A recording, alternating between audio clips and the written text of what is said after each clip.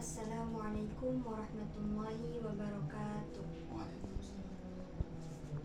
Alhamdulillahirrabbilalamin. Wabihi nasta'in wa ala umur dunia waddin. Wassalatu wassalamu ala ashrafil anbiya'i wal mursalin wa ala alihi wa sahbihi ajma'in. Amma ba'du. Terima kasih. Saya salah satu mahasiswa dari Universitas Islam Bunga Bangsa Cirebon semester 3 Prodi Pendidikan Agama Islam yang berkewajiban menyelesaikan penilaian akhir semester dengan membuat video dialog, yaitu penilaian akhir semester mata kuliah Masail Fiqhiyah yang diampu oleh Bapak Dr. Kiai Haji Abdul Hayy Imam MAG. Dan saya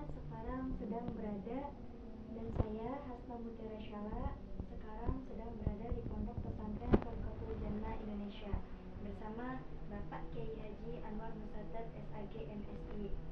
Beliau selaku Ketua Yayasan Pondok Pesantren Thariqatul Jannah Indonesia. Baik, Assalamualaikum Bapak. Waalaikumsalam. Saya mohon izin Bapak, saya mendapatkan kewajiban penilaian akhir semester untuk membuat video dialog.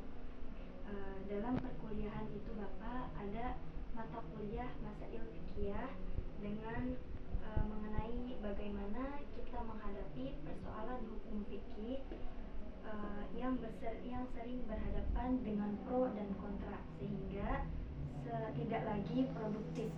Mohon arahannya Bapak agar tidak terjebak pada penyimpangan hukum tersebut. Ya, berkaitan dengan pertanyaan itu perlu dipahami bahwa perbedaan itu adalah satu keniscayaan, termasuk dalam hal hukum fikih. Terdapat banyak perbedaan pendapat, pandangan para ulama mengenai berbagai macam masalah yang terjadi dalam masyarakat. Perbedaan itu ya patut disyukuri karena ikhtilafu rahmati ummatun. Ikhtilafu ummati rahmatun. Perbedaan pendapat umatku itu adalah sebuah rahmat. Artinya apa? Ya tentunya kita harus menyikapi secara positif terhadap perbedaan pendapat, termasuk ya pandangan para ulama yang berbeda mengenai satu hal, hukum fikih. Oleh karena itu jangan dijadikan itu sebagai pemecah ya bagi masyarakat, tetapi justru itu menjadi sarana pemersatu masyarakat. Oleh karena itu ketika kita kemudian mengambil atau berkeyakinan terhadap satu pendapat ulama ya, maka kita tidak boleh kemudian menyalahkan pendapat yang lain yang tidak sepaham atau tidak sependapat dengan pendapat yang kita ambil ya. Karena kalau kita kemudian mudah untuk menyalahkan orang lain ya, yang tidak sepaham atau sependapat dengan pendapat yang kita ambil, itu menunjukkan kedangkalan ilmu kita.